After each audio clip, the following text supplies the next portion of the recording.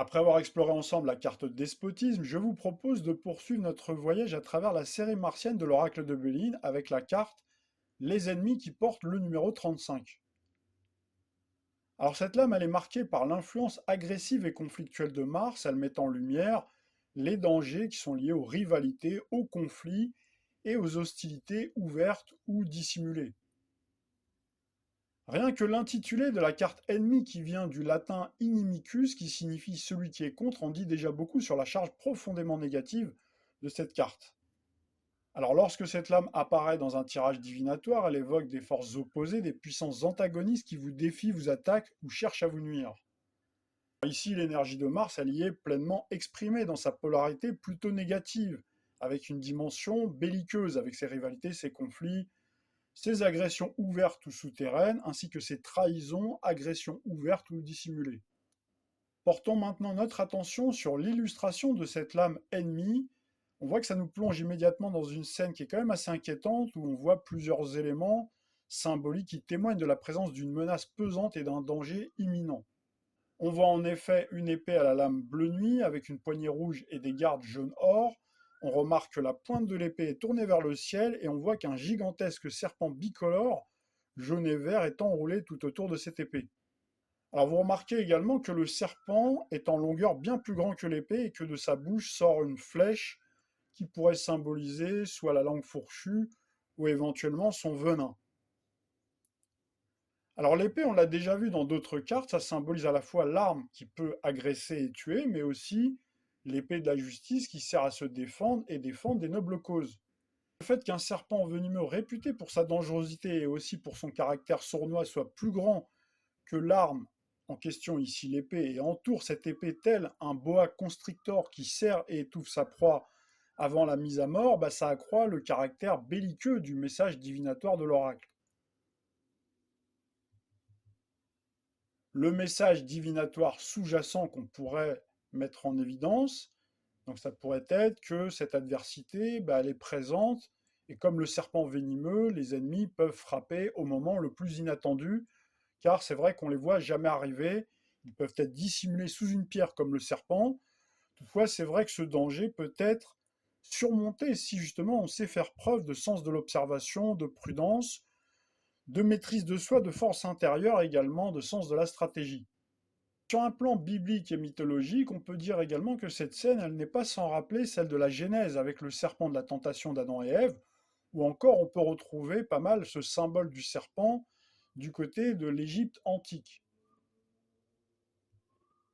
Passons maintenant à l'interprétation générale et les mots-clés qui sont associés à la carte les ennemis. Donc on peut garder en tête les conflits ouverts, les querelles, les litiges, les rivalités, les oppositions, les ennemis qui sont déclarés, les adversaires, les compétiteurs, la trahison, la manipulation, tous les coups bas, la perfidie, tout ce qui tourne également autour du harcèlement, des attaques qui peuvent être plus ou moins sournoises, tous les coulisses du pouvoir peuvent être interprétées à travers cette carte-là, les jalousies, les malveillances, les médisances, tous les obstacles qui sont liés aux luttes de pouvoir, également la nécessité de se défendre et de prendre ses précautions, les épreuves qui sont imposées par des adversaires cachés ou déclarés, toutes les mutations également les transformations qui peuvent être plus ou moins douloureuses, ainsi que les parcours initiatiques, puisque le serpent qui mue, c'est un symbole de transformation.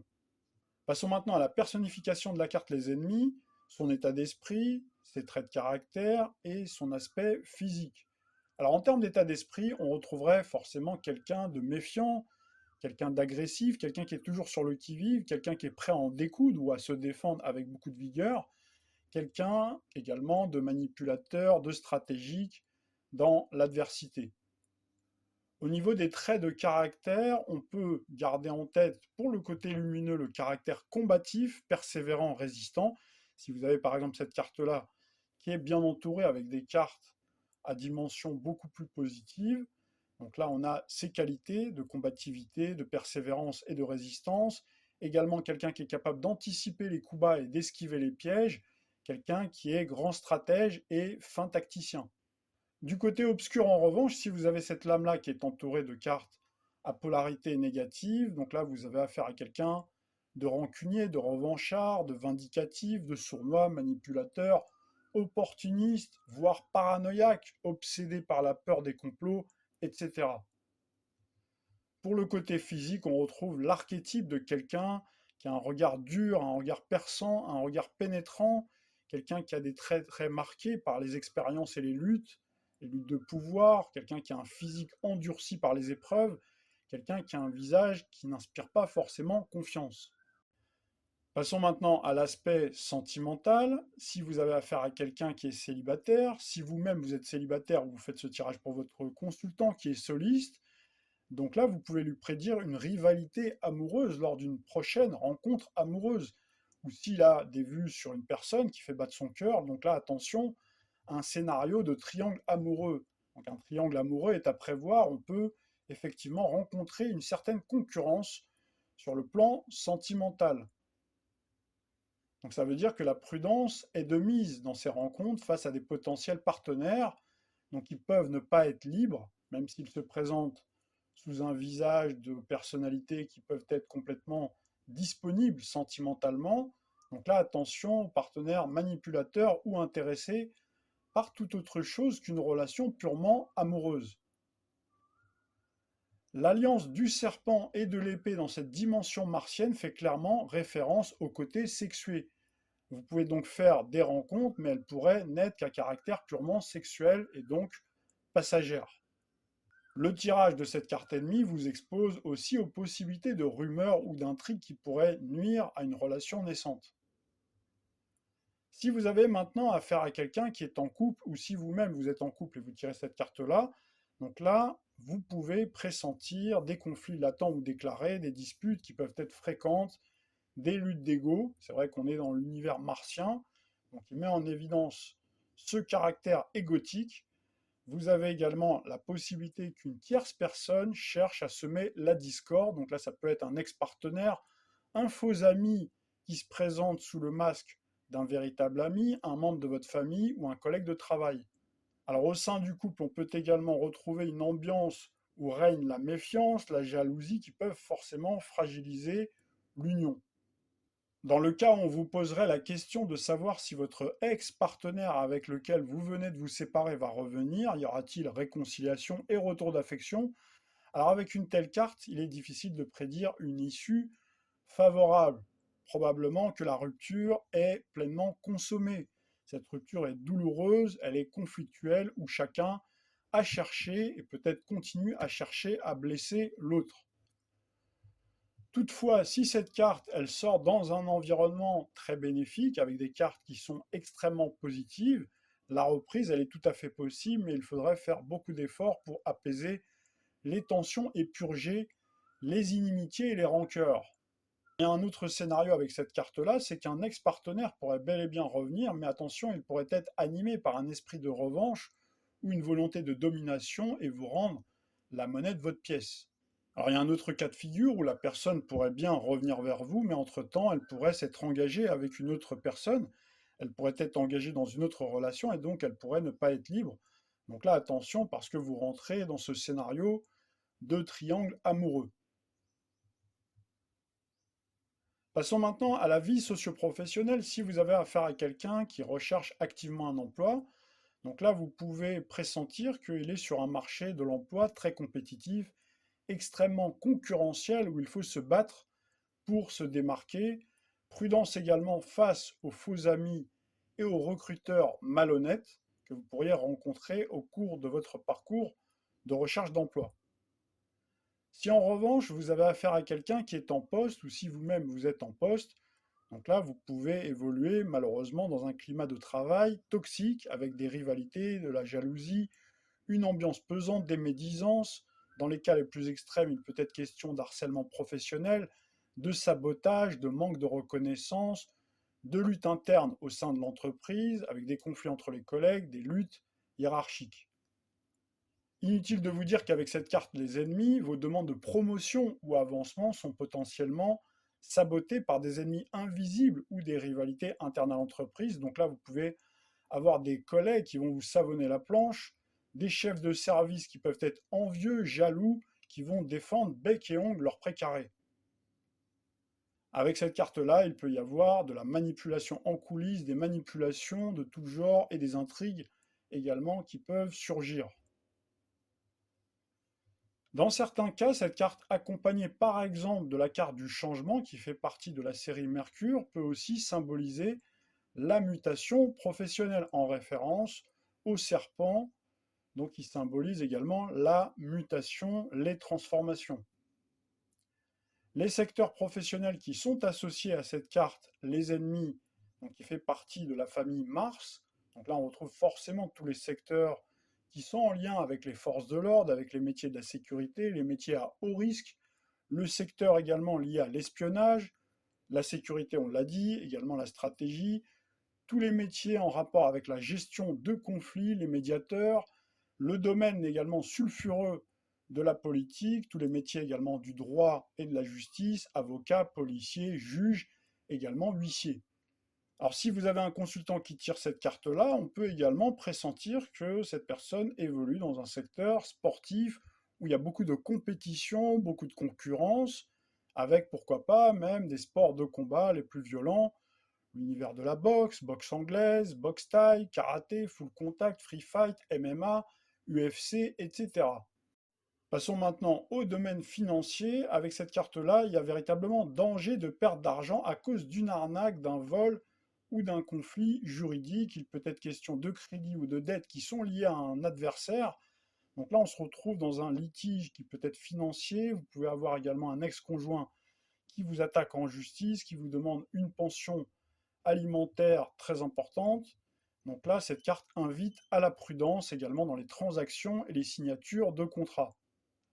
Enfin, finissons par la forme, le bien-être et la santé. Avec une telle carte, on peut pressentir que votre consultant est stressé, anxieux. Donc là, ça peut être lié à l'environnement personnel, familial, conjugal, socio-professionnel, avec des conflits qui sont en cours, qui rejaillissent sur le bien-être et la santé de la personne.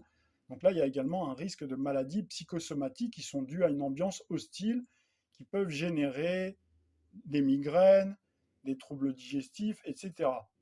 Dans les cas les plus extrêmes, on peut retrouver des blessures ou des accidents qui sont causés par des agressions physiques ou psychologiques.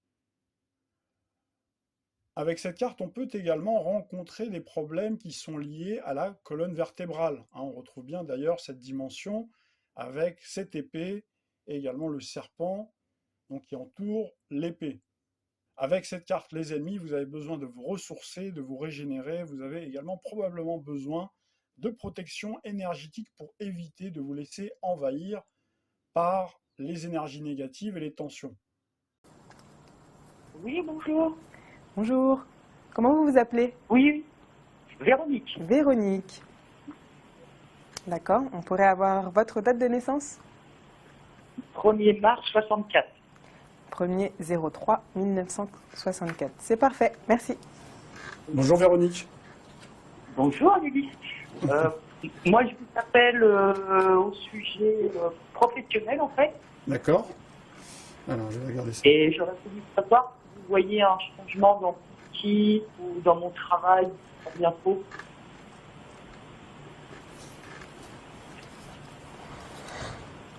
Alors, pour moi, par contre, vous restez dans votre emploi actuel, au niveau professionnel.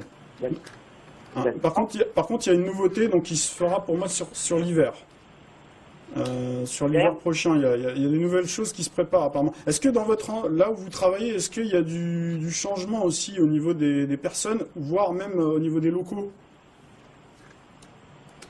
Disons qu'on aimerait bien que ça bouge dans l'équipe, quoi. Il y a des changements en tout cas par rapport à l'équipe. Pour moi, il y a un renouveau qui se fera avec la nouvelle année. Pour moi, je vous vois rester par contre dans votre structure. Donc voilà, il y aura une évolution. Mais il y a un peu d'attente pour moi, sur le printemps. Pour moi, ce sera sur le printemps. Je vous vois rencontrer en fait un de vos responsables hiérarchiques donc, pour en discuter. Apparemment, vous êtes quand même apprécié. Et j'ai l'impression aussi qu'à un moment donné, vous avez pu songer, ou alors vous avez besoin d'autonomie. Je sais pas, est-ce que vous avez songé à un moment donné parce qu'il y a une personne pour moi qui ressort chez vous, qui pourrait vous proposer de travailler dans une entreprise qui vient de se monter, par exemple, vous voyez, ou de participer à un projet entrepreneurial.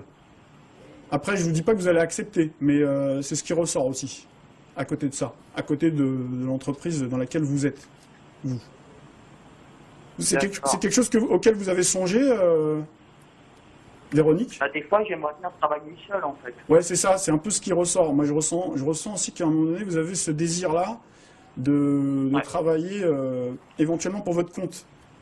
Mais attendez un petit peu, pour moi. Il faut attendre encore un petit peu. Moi, je pense que vous aurez la réponse plutôt l'année prochaine, au cours de, à peu près autour du mois de septembre. Vous voyez, là, on a l'impression que cette année, on va vous faire des nouvelles propositions. Mais bon, on a l'impression qu'on arrive un peu à la fin de quelque chose et que vous auriez envie de monter une affaire pour vous. Parce que vous êtes quelqu'un, je vous ressens comme quelqu'un de très dynamique, qui avait besoin de quand même pas mal bouger. Il y a un sens relationnel quand même assez développé. Donc vous êtes du signe du poisson. Ben, les poissons, ils ont besoin quand même d'être bien dans un environnement sain, aussi pour pouvoir s'épanouir. Hein. Ah là, en ce moment, c'est pas le cas. C'est bien ce qui me semble. C'est pour ça que je vous parle de ça. Ouais, donc c'est aussi pour ça que vous avez envie de bosser toute seule, pour pouvoir mener les choses telles que vous les souhaitez, vous, à votre façon. À votre façon. Donc, je vais avoir gain de cause, en fait. Pardon? Est-ce que je vais avoir gain de cause sur ce que j'ai demandé? Oui, pour moi, voilà, c'est pour ça que je vous dis, il y a un entretien qui se prépare, il va y avoir du changement, il y a des gens qui vont partir, il y en a d'autres qui vont arriver, je vois même, éventuellement même, peut-être des changements, ça peut être au niveau des locaux, parce que je ressens, mais après, peut-être que c'est vous qui changez justement de local, parce que vous allez travailler pour votre compte, mais en tout cas, autour de l'hiver, il y a des choses qui se précisent au niveau des mouvements, au niveau de l'entreprise, et ensuite, autour du printemps, pour moi, il y a comme un entretien professionnel. A priori, on vous propose, par rapport à votre demande, il y a une suite quand même plutôt favorable. Il y a même une opération, financièrement, je pense que ça peut être intéressant pour vous. Mais par la suite, voilà, on me dit d'ici l'année prochaine, donc septembre 2016 grosso modo, même par rapport au cycle Jupiter-Uranus, ça correspond bien par rapport à votre thème, à la structure de votre thème, normalement, il devrait y avoir des changements pour vous. Hein, des changements importants, donc vous aurez envie de passer peut-être à autre chose et de créer votre propre boîte.